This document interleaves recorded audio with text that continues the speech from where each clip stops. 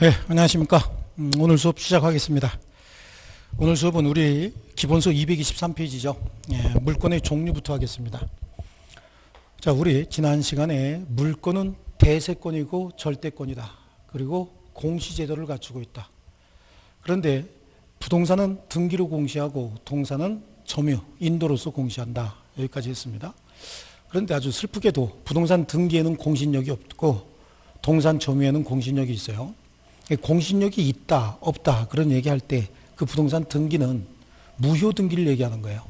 유효인 등기를 갖춘 자는 실체 권리를 갖춘 자고, 이렇게 등기를 통해서 실체 권리를 한번 취득한 자는 이후에 어떤 부정한 행위에 의해서 등기가 원인 없이 말소가 됐다, 불법적으로 말소가 됐다라고 해서 등기만 말소한 것이지 한번 취득한 물건이 소멸하지는 않습니다. 그러니까 등기에 공신력이 없다는 얘기는 무효 등기를 유효인 등기로 믿고 거래한 사람을 보호하지 않겠다는 겁니다.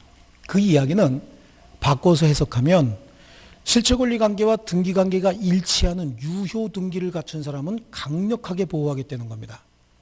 다시 한번 설명을 드리면, 등기를 통해서 부동산 물건을 한번 취득한 사람이 실체권리 관계와 등기 관계를 일치시켜 놨는데 나중에 아무런 원인 없이 그 등기가 말소됐다라고 해서 물건마저 소멸하는 건 아니란 얘기예요. 한번 유효인 등기가 있었고 그 이후에 등기가 원인 없이 말소됐다라고 해서 물건이 소멸하지 않는다. 즉 강력하게 보호하겠다.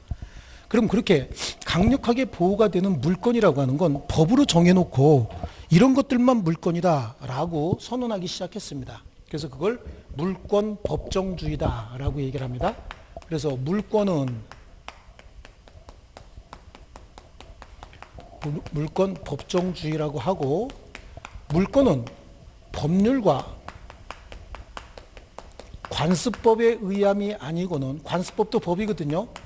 법률과 관습법의 의함이 아니고는 임의로 창설하지 못한다 라고 우리 민법 제 185조의 조문 타이틀이 물권의 종류예요. 물권의 종류 이렇게 났습니다.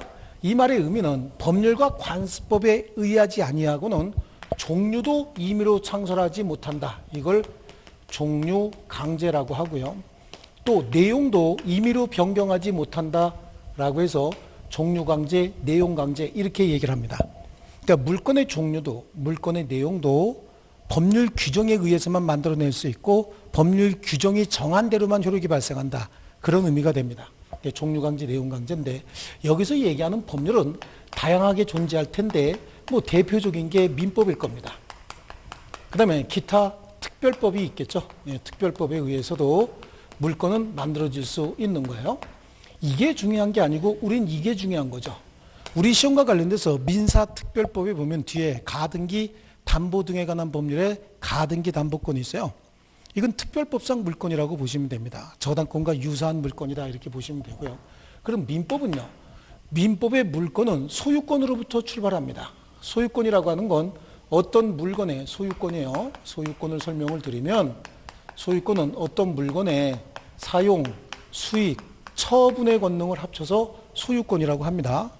사용수익권이다 라고 하는 건 이용가치에 대한 지배권이죠. 이용가치에 대한 지배권, 처분권이다 라고 하는 건 교환가치에 대한 지배권이다 라고 해서 소유권은 이용가치와 교환가치를 모두 지배하는 권리다. 그래서 완전한 권리고, 뭐 완전한 권리라는 얘기는 뭐 때문에 그런 거죠? 물건에 대한 전면적 지배권이기 때문에 그래요. 그래서 물건에 대한 전면적 지배권으로서 완전한 권리다라고 얘기를 해요. 그러다 보니까 소유자가 소유권을 행사하지 않고 방치했다. 완전한 권리가 스스로 소멸하지는 않습니다. 그래서 소유권은 소멸시효에도 적용 대상이 아니라고 얘기를 합니다. 이렇게 완전하게 지배하면서 이용가치만 또는 교환가치만 다른 사람에게 이렇게 네가 행사해라 라고 양도할 수가 있는데, 그런 행위를 설정행위라고 하는 거예요. 설정이요. 그러니까 설정이라고 하는 건 권리 전부를 주는 게 아니라 권리 일부만 넘겨주는 겁니다. 그러면 설정은 누가 하느냐? 설정은 원래 이렇게 쓰는 겁니다. 그래서 소월정이다. 소월정이었으니까 누가 해주는 거죠? 소유자가 해주는 거예요. 그래서 항상 설정자 그러면 소유자 이렇게 이해하셔도 큰 문제 안 됩니다. 그러니까 설정을 해주는데 이 설정을 이용 가치를 다른 사람에게 설정해주면 용익 물건을 설정을 했다라고 얘기를 하고요. 교환 가치를 다른 사람에게 설정해줬다 그러면 담보 물건을 설정을 했다 이렇게 얘기를 하는 겁니다. 그러니까 용익 물건은요, 지상권하고 전세권하고 지역권이 있어요. 지상권, 전세권, 지역권입니다. 담보 물건은 저당권하고 질권하고 유치권이 있다라고 하는데 유치권은 설정해 주는 건 아니고 법정 담보 물건이라고 얘기를 해요. 그러니까 결국은 용익 물건이나 담보 물건은 소유권의 일부 권능인데 소유자가 네가 나 대신 행사해라라고 해서 다른 사람에게 이렇게 넘겨준 거예요. 그러다 보니까 이런 물권자는 소유자보다 우선해서 물권을 행사할 수 있어요. 권리를 행사할 수 있어요. 그래서 이런 것들을 소유권을 제한하는 물건이다라고 해서 합쳐서 소유권 행사를 제한하는 물건, 제한 물건이라고도 부르는 겁니다. 그러니까 얘네들을 다 합쳐서 뭐라고 얘기하냐면 소유권의 일부 권능들이기 때문에 얘네들을 본질적 의미의 물건이다. 그래서 이걸 본권이라고 하는 겁니다. 본권. 그럼 본권 말고 다른 물건도 있느냐? 예, 하나가 있어요. 점유권이 있습니다. 본권 말고 점유권이 있는데 이 점유권은 그냥 점유권 하나밖에 없는 거예요. 그래서 물권은 크게 본권과 점유권으로 나눠집니다. 그 본권은 소유권에서 시작해서 소유권을 제한하는 제한물권. 그러면 제한하는 권능에 따라서 이용 가치를 제한하면 지상권, 전세권, 지역권과 같은 용익 물권. 교환 가치를 지배하면 그게 담보 물건이라고 해서 저당권, 질권, 유치권이 있다. 그래서 앞머리만 가지고 우리가 좀 편안하게 암기하기 위해서 소유권, 물건이고 지상권, 전세권, 지역권, 저당권, 질권, 유치권, 점유권. 지난 시간에 이렇게 해서 소지, 전지, 저질, 유점 이렇게 암기시킨 것 같습니다. 요게 이제 우리 민법상 물건들이고요. 그러면 특별법에 의해서 만들어진 물건은 여러 가지가 있어요. 가등기 담보 등에 관한 법률에 의한 가등기 담보권 또는 양도 담보권, 기타 공장 및 광업재단 저당 등에 관한 법률에 의한 그런 저당권도 있고요. 동산에도 여러 가지 특별법에 의한 자동차 저당권 또는 건설기계 저당권 이런 것들도 있고요. 임목법에 의한 임목 저당권 이런 것들도 있습니다. 그건 특별법에 의해서 만들어진 거고 그걸 다 아실 필요는 없습니다. 그 대신 이 관습법상 물건들은 잘 알아두셔야 됩니다. 관습법상 물건 중에 관습법상 법정지상권이라고 하는 게 있습니다. 관습법상 법정지상권. 요건 제 지상권 쪽에서 굉장히 좀 중요한 부분으로 취급을 하는 거고요. 그 다음에 지상권 쪽에 또 분묘에 대한 사용권, 그래서 분묘 기지권이라고 하는 게 있어요.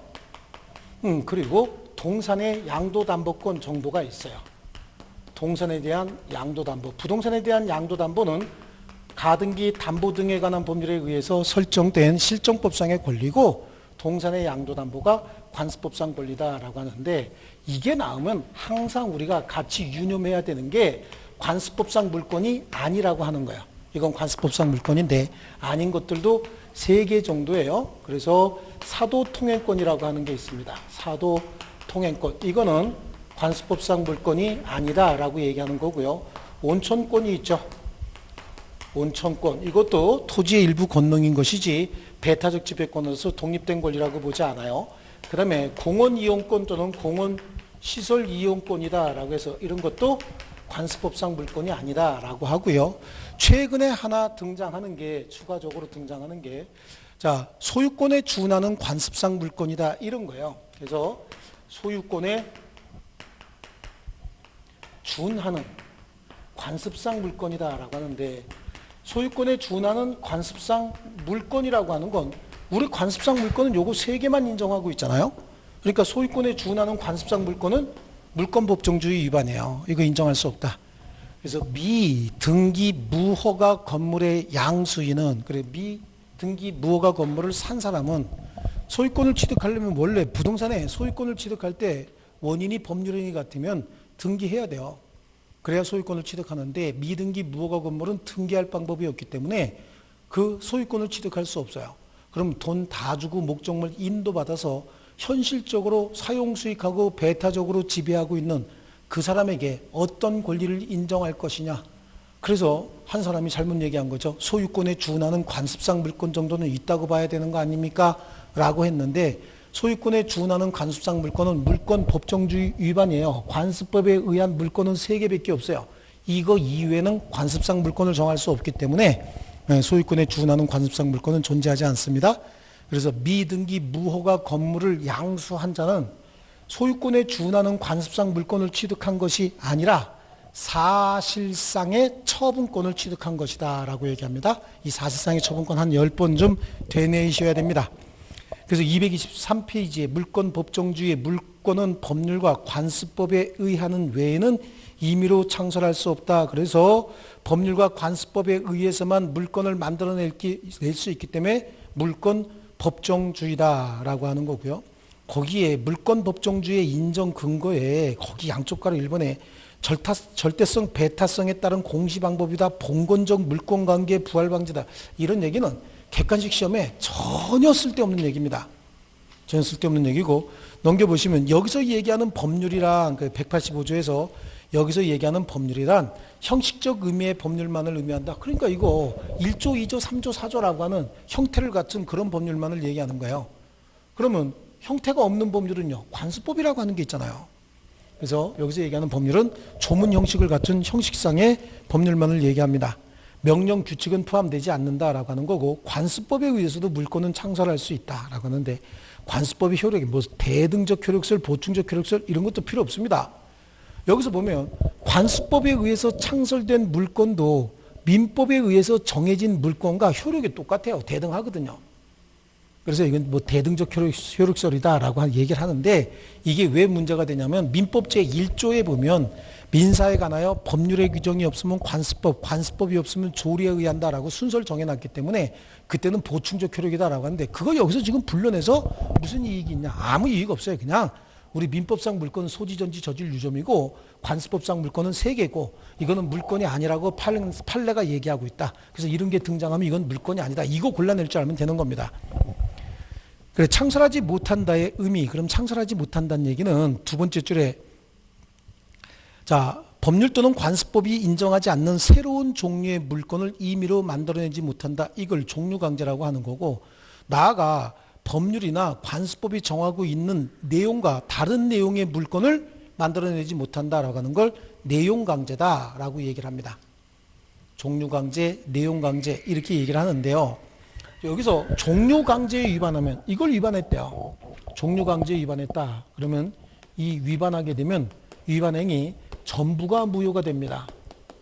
이게 무슨 의미를 갖느냐? 전부가 무효가 된다의 의미는 종류강제, 소지, 전지, 저질, 유점 이외에 우리끼리 관습법상 물권 하나 만들어냅시다 라고 합의에 의해서 이상한 물권을 하나 만들었대요. 소유권에 준하는 관습상 물권을 우리끼리 정하자 라고 해서 그게 물권의 효력이 부여될 수가 없다는 얘기예요. 소유권에 준하는 관습상 물권을 만들어냅시다 라고 했어도 그건 무조건 무효입니다. 소유권에 준하는 관습상 물권은 생길 수가 없어요. 그럼 내용강제에 위반했다라고 하는 거죠. 내용강제에 위반했다는 얘기는 종류는 민법상 물권의 종류 그대로 인용을 하면서 거기에다가 다른 내용을 부여한 거예요. 저당권은 교환가치만 지배하는 권리인데 저당권을 설정하면서 저당권에다가 사용수익권도 부여해 주세요 라고 해서 사용수익권이 생기는 건 아니죠. 그럼 뭐요? 교환가치의 지배권, 즉 처분권만 생기는 거예요. 그러니까 내용가치에 위반하면 위반된 부분만 무효입니다. 그래서 이거는 일부 위반된 부분만 무효가 된다. 이렇게 정리하는 것도 좀 필요합니다. 그래서 거기 우리 책에다가 종류강제, 내용강제 밑에다가 위반 시 전부 무효, 일부 무효라고 하는 걸 좀 부기 좀 해 두시고요. 그 내용도 무슨 정답으로 나오느냐 안 나오느냐 이거보다 가끔 지문 속에 등장하니까 전혀 모르고 있다가 등장하면 당황하게 됩니다. 자, 그 다음에 물권법정주의의 효과입니다. 물권법정주의는 법률과 관습법의 의함이 아니고는 임의로 창설할 수 없다 그랬기 때문에 이걸 강행 규정을 하는 거예요. 그래서 물권법이 대부분 다 강행 규정인 이유는 물권법정주의 때문에 그래요. 그래서 이걸 물권법의 대부분 규정은 강행 규정으로 한다라고 얘기를 하는 거예요. 물권법정주의 때문에요. 근데 대부분이라고 했지 모두 다 강행 규정은 아닙니다. 자, 그래서 대부분이 다 강행 규정이다라고 하는 거하고, 그럼 물권의 종류는 민법이 인정하고 있는 물권 그 밑에 표 잔뜩 해놨지만 결국은 뭡니까? 소지, 전지, 저질, 유점인데 나누는 게 먼저 점유권과 본권으로 나누고 본권은 소유권과 제한물권으로 이렇게 나누는 거예요. 그래서 다시 한번 여기다가 써드리면요, 이렇게 나누시면 돼요. 소, 지, 전, 지, 저, 질, 유, 점 이렇게 나눠서 이것들이 다 뭡니까? 얘네들이 다 본권이죠. 그래서 크게는 본권과 점유권으로 이렇게 한번 나눌 수 있어요. 나누고 본권 중에서 얘네들은 소유권의 이용 가치를, 얘는 교환 가치를 지배하는 물권이잖아요. 그래서 용익물권과 담보물권 이렇게 나누고, 용익물권과 담보물권을 합치면 소유권을 제한하는 제한물권이다 이렇게 얘기를 하는 거예요. 그래서 먼저 본권과 점유권으로 한번 나누고요. 먼저 나누고, 그 다음번에는 소유권과 제한물권으로 한번 나누고요. 그 다음에 제한물권 상호간에는 용익물권과 담보물권으로 이렇게 나누는 겁니다. 그래서 세 덩어리로 크게 나눠낼 수 있어요. 여기 두 번째로 해야 되겠죠? 세 덩어리 나눠내고, 그 다음에 용익물권 사이에는 지상권, 전세권, 지역권, 담보물권 사이에는 저당권, 질권, 유치권이 있다라고 해서 네 번째로 이렇게 나누면 되겠네요. 순서대로 나눠 나가시면 되는 겁니다. 자, 그 다음에 다음 페이지 넘겨보십니다. 그래서 본권과 점유권, 소유권과 제한물권, 제한물권에는 용익물권과 담보물권 이렇게 얘기를 하고요. 민법 이외에 인정하는, 법률이 인정하는 물권이다라고 하는 건 상법이 인정하는 거, 이거 왜 집어넣는지 모르겠는데 필요 없습니다. 이건 상법 시험에 나오지 민법 시험에 나오지 않습니다. 아예 쳐다도 보지 말고 다 지워버리세요. 지워버리고 답을 안 들어갑니다. 나와도. 특별법이 인정하고 있는 물권은 가끔 임목저당권이죠. 임목저당권. 그 다음에 공장저당권이다라고 하는데, 공장저당권, 공장저당법, 공장재단저당법, 광업재단저당법 이거는 다 합쳐졌어요. 세 개가 다 합쳐져서 공장 및 광업재단저당법이라고 하는 걸로 한꺼번에 법이 하나가 돼버렸어요. 공장저당법, 공장재단저당법, 광업재단저당법이 다 하나로 합쳐져 버렸어요. 그래서 공장 및 광업재단저당법이다 이렇게 합쳐졌습니다. 중요한 거 아니니까 그냥 놔두고 가는 거고요. 세 번째 줄 뒷부분에 보면 가등기담보권, 양도담보권, 그렇죠? 가등기담보권, 양도담보권, 매도담보권이라고 하는 건 가등기담보 등에 관한 법률에 없습니다. 가등기담보권과 양도담보권만 있고, 보통 이제 매도담보다라고 하는 건 환매특약을 하고 부동산 처분할 때 이걸 매도담보로 해석을 하는 것이지, 매도담보권이라고 하는 명문의 규정은 없어요. 실정법에 없는 걸 있다고 집어넣으면 안 되죠. 그러니까 가등기담보권과 양도담보권까지만 있습니다. 자, 그 다음에 오른쪽에 가면 관습법상 물권이 있죠. 관습법상 물권은 분묘귀지권이 있고 관습법상 법정지상권이 있습니다. 그리고 동산의 양도담보권이 지금 빠져 있죠. 그래서 그 맨 밑에 대표 예제 위에다가 양쪽 가로 3번에서 동산의 양도담보권이다라고 해서 이 권자 빠졌네요. 여기요. 동산의 양도담보권 요거 하나만 좀 밑에다 같이 써 놓으시고요. 그 다음에 관습법상 물권이 아니라고 했던 거 있죠. 관습법상 물권이 아니라고 했던 거 요것도 다 써주셔야 됩니다. 요거 세 개 관습법상 물권이 아니다라고 해서 어디 한 구석에 써 놓으셔야 됩니다. 관습법상 물권이 아닌 것. 그 다음에 최근에 핫 이슈로 떠오르는 게 요건데, 요거는 다행히 판례가 들어가 있네요. 그래서 거기 두 번째 판례에 보면 미등기 무허가 건물의 양수인이라 할지라도 소유권 이전 등기를 격려하지 않는 한 건물에 대한 소유권을 취득할 수는 없습니다. 그러한 건물의 취득자에게 소유권에 준하는 관습상 물권이 있다고 볼 수도 없다. 그래요. 소유권에 준하는 관습상 물권은 물권 법정주의 위반이에요. 우리 관습상 물권 몇 개 있다고 말씀드렸습니까? 요거 3개 이외에 지네들끼리 합의로 소유권에 준하는 관습상 물권은 만들어낼 수가 없는 겁니다. 절대적으로 만들어내서는 안 되는 거고요. 자, 이렇게 해서 이제 물권의 종류가 있는데, 그럼 이렇게 물권이 발생을 했다. 그러면 물권은 어떤 효력이 있느냐? 그래서 물권이 가지고 있는 일반적 효력이다라고 해서 물권의 일반적 효력이란 말을 씁니다. 여기서 물권의 일반적 효력이라는 얘기는 모든 물권이 대체적으로 가지고 있는 효력이다, 그런 뜻이거든요. 요거는 두 개입니다. 우선적 효력하고 물권적 청구권이다라고 하는 거 두 개예요. 우선적 효력하고 물권적 청구권이다.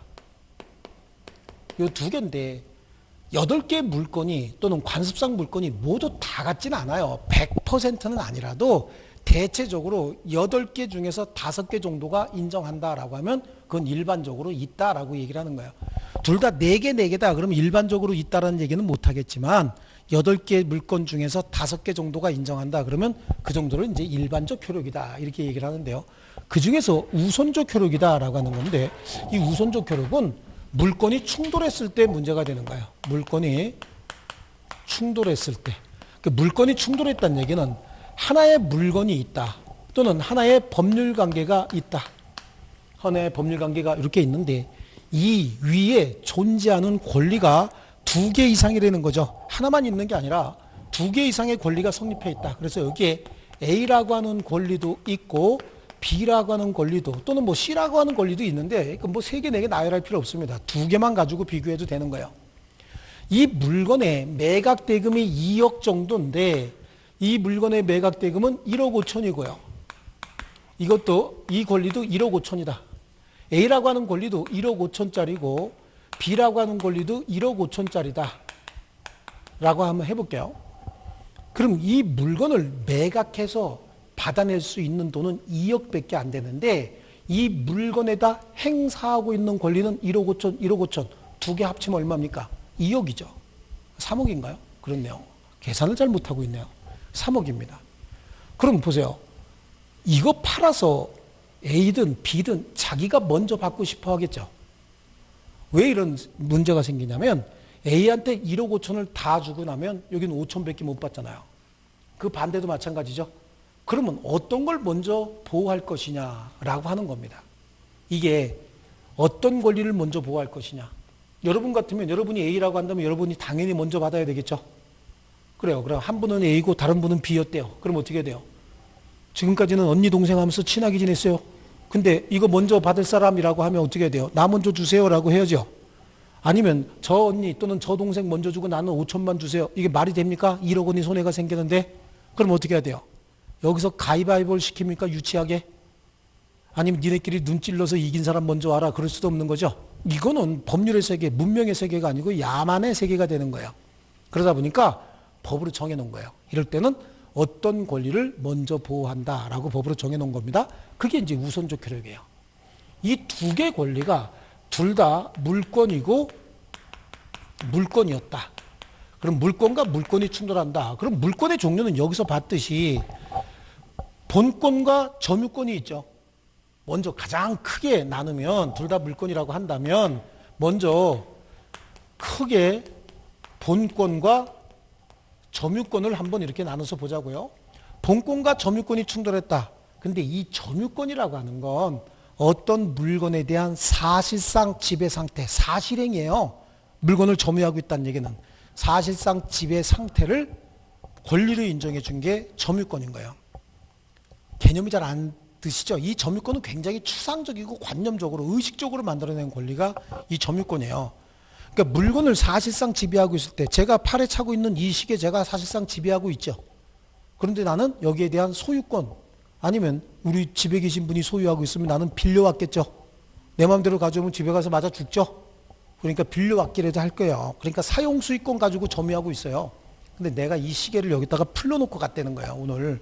그러면 여러분 중에서 한 분이 밑복 교수 시계 놔두고 갔네? 그러면 어떻게 해야 돼? 훔쳐가야 돼? 가지고 있다가 다음 주에 줘야 돼요? 다음 주에 줘야 되겠죠? 그럼 여러분 중에 한 분이 가지고 있다가 다음 주에 줘야 되겠다라고 사실상 지배를 했어요. 그럼 사실상 지배하고 있죠? 여러분에게 사용수익권이 있습니까? 없죠? 소유권이 있습니까? 없죠? 처분권이 있습니까? 없잖아. 근데 사실상 지배는 하고 있죠? 그래요. 그 권리를 점유권이라고 하는 거예요. 왜? 그걸 왜 보호하느냐?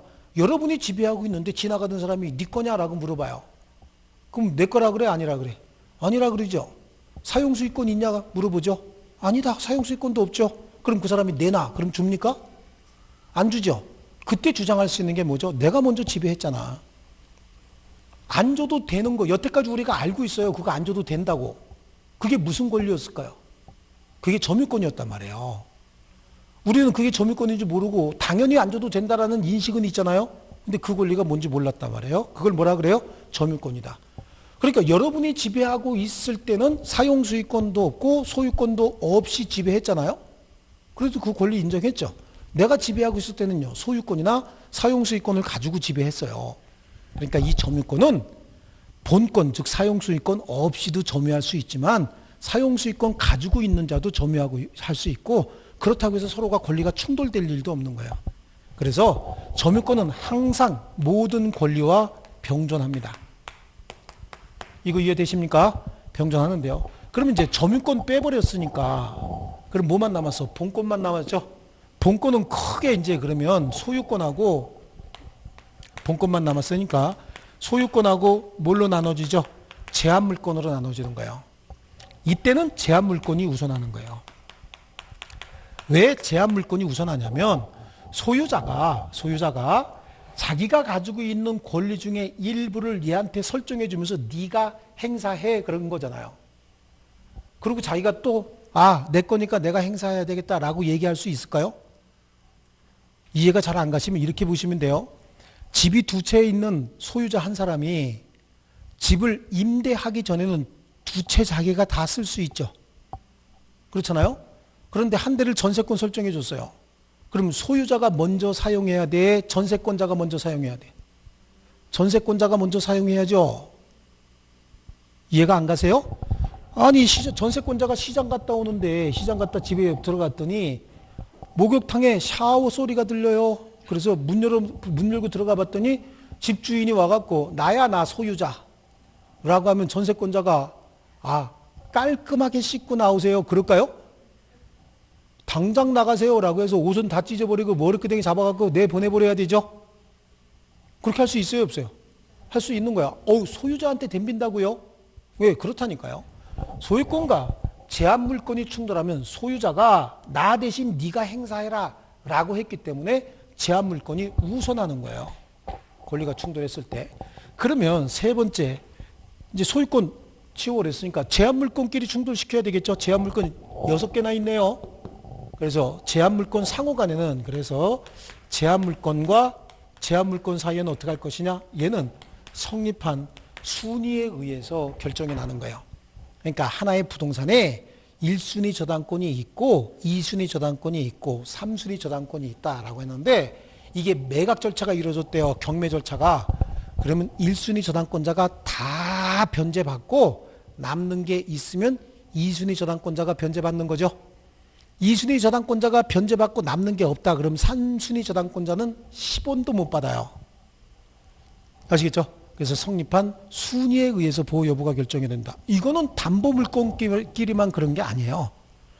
만약에 저당권이 먼저 성립하고 그 이후에 지상권이나 전세권이 들어왔다. 그러면 권리 분석 모형을 하나 만들어 보면, 자, 소유자가 갑인데 권리 분석을 하는 겁니다. 갑소유 부동산에 두 번째 을이 저당권을 먼저 가지고 있고 세 번째 병이 전세권을 가지고 있었다는 거예요.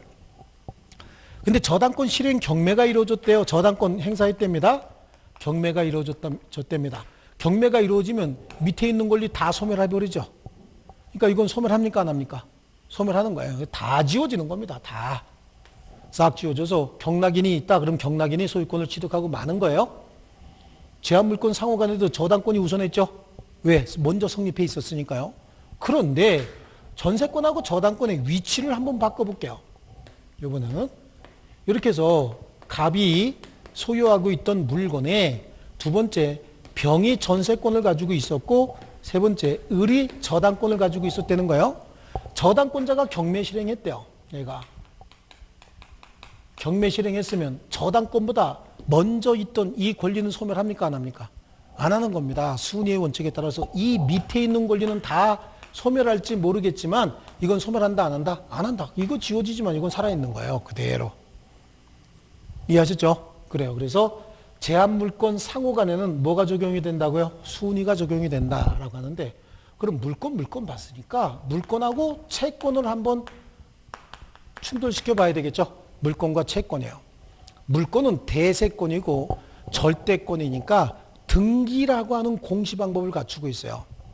그럼 우리가 등기부 띄워보면 이 물건의 내용은 뭐고 물건의 양은 얼마나 되고 이 물건이 성립한 날은 언제고 권리자는 누구고 의무자는 누구다라고 하는 게 공적 장부인 등기부에 쭉 나와 있죠.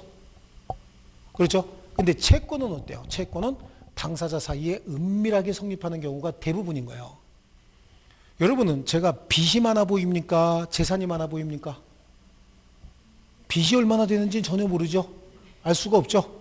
내가 뭐 은행에서 돈 빌린 게 있다. 이건 표시가 되겠죠. 그건 왜 저당권 같은 거 설정했을 테니까. 그러니까 물건이 설정돼 있으면 물건은 금방 나타나요. 근데 내가 친구한테 빌린 돈까지 알아요? 몰라요? 모릅니다. 그래서 채권 채무는 진정한 권리관계가 어떤 건지를 알 수가 없어요. 나 혼자만 아는 거지 여러분이 모르죠.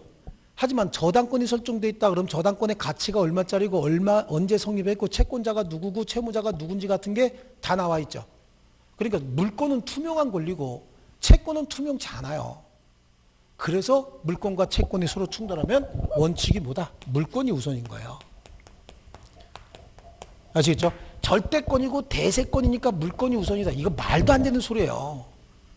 뭐 절대권이고 대세권이니까 상대권이면서 대인권인 채권보다 우선한다. 그런 논리가 어디 있어요?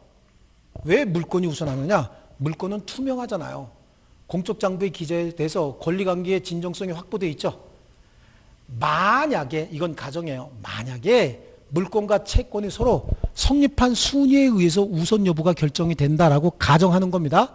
가정을 하면 어떤 일이 벌어지느냐 이런 설명을 들으셔야 다 이해가 되는 겁니다. 어떤 일이 벌어지냐면 만약에 물건 오늘 내가 저당권을 설정해줘요. 2억 원 빌리면서 저당권 설정해줍니다. 가지고 있는 집은 3억짜리라는 거야. 2억 원 빌리면서 저당권 설정해주고 빌린 돈 안 갚아버려요. 그럼 저당권자가 경매하라고 하려고 덤벼들 거 아니겠어요? 그럼 친구 불러오죠. 불러와서 네가 나한테 3억 원 빌려준 걸로 해라. 그리고 차용증 써주죠. 차용증은 오늘 날짜보다 먼저 날짜로 써줄까? 뒤에 날짜로 써줄까? 먼저 날짜로 써줘서 경매 실행되면 네가 먼저 받아가라. 이거 얼마든지 꾸밀 수 있죠. 그래요. 그래서 채권은 권리관계의 진정성 여부가 불투명한 거예요. 그런데 모든 채권이 다 그러냐? 그런 건 아니거든요. 그래서 원칙은 물건 우선인 거예요. 왜 물건이 우선하는지 아시겠죠? 물건이 우선하고 두 번째 예외적으로 예외가 큰 덩어리로 두 개 나타나요. 물건과 채권이 서로 성립한 순위에 의해서 결정이 되는 경우가 있어요. 순위에 의해서 결정이 된다. 자, 채권도 등기하는 경우가 있어요. 등기하게 되면 공적 장부에 기재가 된다 그런 얘기잖아요. 그러면 권리자가 누구고 의무자가 누구고 권리의 양이 얼마나 되고 성립한 날짜는 얼마나 되고 이거는 등기부에 다 기록이 되겠죠. 이런 경우에는 성립한 순위에 의해서 결정이 되는 거예요. 그래서 임차권과 같은 임차권이 등기됐대요. 그러면 임대인이 누구고 임차인이 누구고 임대차 보증금이 얼마고 이 임대차는 언제 개시됐고 이거 다 기입되죠. 그럼 그건 물건과 서로 성립한 순위에 의해서 후순위 물건보다는 먼저 변제받지만 선순위 물건보다는 후순위로 밀리는 거야. 성립한 순위 때문에. 아시겠죠? 채권이니까. 또 가등기된 채권이 있어요. 가등기된 채권. 이 가등기도 등기부에 기재가 되는 거죠. 가등기된 채권 이런 게 있고 차지권의 대항력이다라고 하는 건 임대차 배워야 되니까 나중에 차지권의 대항력이다라고 하는 건 우리 나중에 배우기를 하는데 지금 한꺼번에 모르니까 이거는 그냥 듣고 나중에 한번 기억에 떠올리시면 되는 겁니다. 안 적으려고 들면 기억에 훨씬 더 많이 남아요. 토지를 임대차했습니다. 임대인이 갑이고 임차인이 을이라고 가정을 할게요. 그리고 임차인은 이 임차권 등기할 수 있다고 그랬죠. 근데 임차권을 등기하지 않아도 임차인이 지상에 건물을 지어요. 그리고 이 건물을 등기합니다. 그럼 이 등기에 의해서 토지 사용권이 뭐가 생겨요? 이 건물을 보호하기 위해서 토지 사용권이 대항력이 생기는 거예요. 대항력이 생긴다. 그래요. 그러면 이걸 뭐라고 그러냐면 차지권. 차가 뭐야? 임차. 지는요. 땅. 땅을 빌려. 이게 사용대차도 가능하고 임대차도 가능하거든요. 그래서 차지권의 대항력이다. 이게 일본식 표현이라 그래요. 그러면 토지 사용권의 대항력이다. 그래 버리면 되잖아요. 우리말로 바꾸면. 그렇죠? 토지 사용권의 대항력이다 이래도 되죠? 근데 안 바꿔 이놈들이. 이걸 바꾸지. 이런 거나 빨리빨리 바꾸지. 쓸데없는 데 신경 쓰고 앉아가지고. 그래, 이게 일본식 표현이에요. 그래서 차지권, 차는 사용대차 또는 임대차 있다는 얘기예요. 뭐를? 토지를. 이런 게 대항력 갖추는 방법은 지상 건물 지어서 등기하면 지상 건물 등기에 의해서 대항력이 생겨요. 그러니까 이 등기가 무효가 됐대. 그럼 대항력도 소멸하겠죠. 등기는 남아있는데 건물이 철거됐다. 그럼 그것도 또 등기가 뭐가 되는 거야? 무효가 되잖아요. 그럼 그때는 소멸하는 거예요. 아시겠죠? 여기에 이거는 등기부가 다 만들어지는 거고요. 등기부에 의해서 여기다가 주택임대차보호법이나 상가건물임대차보호법에 보면은 주임법 상임법에 보면 둘 다 공통적으로 대항 요건을 갖추고 확정일자를 갖추면 대항 요건을 갖추고 확정일자를 갖추면 그 일자에 의해서 후순위 담보 물건보다는 우선하지만 선순위 담보 물건보다는 우선할 수가 없는 거예요. 대항 요건이라고 하는 건 주택 또는 상가 건물에 전입 신고를 하고 그러면 주택은 전입 신고겠죠. 상가 건물은 사업자 등록 신청이에요. 그리고 목적물을 어떻게 인도받았다는 얘기는 목적물을 점유하고 있다는 얘기예요. 거기다가 계약서에다가 뭘 받는 거죠? 확정일자. 계약서에 확정일자를 받는다 라고 하면 확정일자는 어디서 해주냐면 세무소나 동사무소에서 해주는 거예요. 그러면 확정일자를 발급을 하면 확정일자 교부대장을 만들어요. 동사무소에서. 그럼 확정일자 교부대장을 만들어서 확정일자 교부대장에 기입을 해버려요. 몇 월 며칠 몇 시까지. 요즘엔 다 전산으로 해버리죠. 전산으로 해버리니까 전산에 확정일자 기입한 초까지 나와요. 초. 그러니까 이때는 언제 성립했고 금액이 얼마짜리고 초까지 다 기입할 수 있죠. 그러니까 이것도 권리관계 진정성, 투명성이 확보됐다고 보는 거예요. 그래서 이거는 성립한 순위에 의해서 담보물건과 채권이지만 채권도 먼저 성립한 채권이 이런 걸 갖추고 있으면 나중에 성립한 물건보다는 우선한다는 얘기고요. 성립한 순위 같은 거 따지지 않고 항상 최우선적으로 보호되는 채권도 있어요. 그래서 채권이지만 최우선적으로 보호되는 채권도 있다. 최우선적으로 보호되는 채권은요, 한마디로 생존과 직결된 채권인 거야. 사람의 생존과 관련된 채권이야. 이거 없으면 죽을 정도다. 이런 문제가 생기는 거예요. 뭐냐? 근로자, 회사가 부도가 났다는 거야. 그럼 회사가 부도가 났으면 채권자, 은행에서, 담보 잡은 은행에서 제일 먼저 가져가려고 덤벼들죠. 그런데 직원들의 월급이 3개월 밀려있대요. 그럼 직원들이 월급이 3개월 밀려있다는 얘기는 거진 죽기 직전이죠. 근로자가 3개월 동안 월급 못 받았으면 거진 굶어 죽기 직전이죠. 그래서 최근 3월분에 해당하는 임금, 그 다음에 최종 3년분에 해당하는 퇴직금, 그렇죠? 그 다음에 재해보상금, 근로하는 과정에서 사고가 나서 몸 다친 게 있대요. 이런 것들은요, 선순위 담보 물건이 있어도 무조건 먼저 빼줍니다. 그 다음에 국세 중에 당해세라는 게 있어요. 국세 중에 당해세. 이런 거 상속세 같은 거 얘기하는 거예요. 이것도 최우선적으로 무조건 빼주는 거야. 선순위 물건이 있든 관계없이 무조건 최우선적으로 빼주고요. 또 하나가 있는데 주택임대차보호법이나 상가건물임대차보호법에 보면은요, 소액보증금 중 일정액이에요.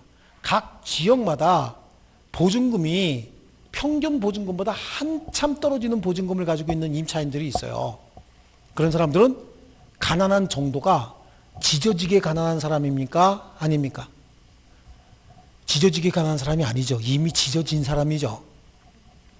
그렇죠? 이런 사람들을 경매가 실행이 됐다라고 해서 무조건 다 뺏지 않겠다는 거예요.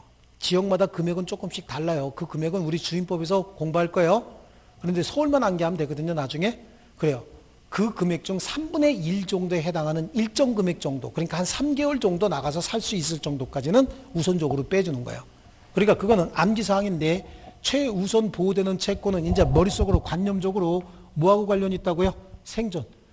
이게 없으면 사람이 죽는다라고 하는 정도, 요 정도만 해두시고요. 얼른 책으로 가서 우선적 효력 먼저 하고 물권적 청구권은 조금 이따 하겠습니다.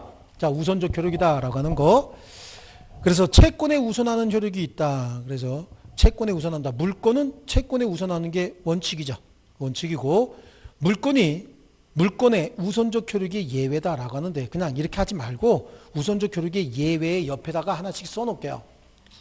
대등한 효력, 즉 순위에 의해서 보호되는 효력도 있고 최우선 보호 효력도 있다라고 하는 거 228페이지예요.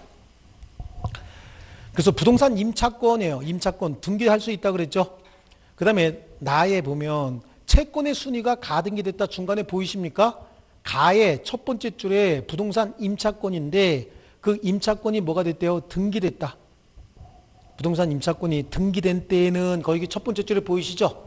부동산 임차권은 채권이지만 등기된 때까지 줄쳐 놓으시고요. 나에 보면은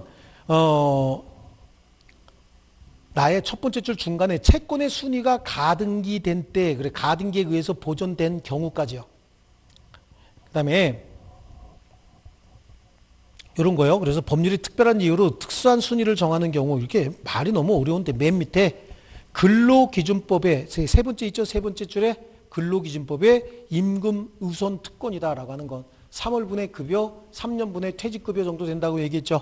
그 다음에 이 주임법과 또는 상임법에 주임법과 상임법에 소액보증금 중 일정 부분이라고 해서 두리뭉실하게 이렇게 놨는데 이거는 시험에 나오면 굉장히 디테일하게 나옵니다.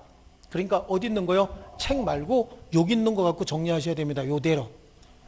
아시겠죠? 그 다음에 오른쪽에 물권 상호 간의 효력이다라고 하는데 물권 상호 간에 거기서 양쪽 가로 2번에 물권이 동일한 물건 후에 2개 이상 성립하는 경우에 우열관계다. 이걸 뭐라고 얘기하냐면 충돌한다고 얘기해요. 뭐라고요? 물권과 물권이 어떻게 한다고요? 충돌한다라고 얘기를 합니다. 충돌하는 경우에는 여기 있잖아요. 여기 본권과 점유권은 병존하고 소유권과 제한물권은 제한물권이 우선하고 제한물권 상호 간에는 뭐가 우선한다? 수은이가 우선한다. 요거 갖고 정리하셔야 됩니다. 아시겠죠? 이렇게 간단하게 요거 가지고 정리해 놓으면 시험에 완벽하게 대비가 되는 겁니다. 자, 그 다음에 나오는 물권적 청구권은 쉬었다가 계속하겠습니다.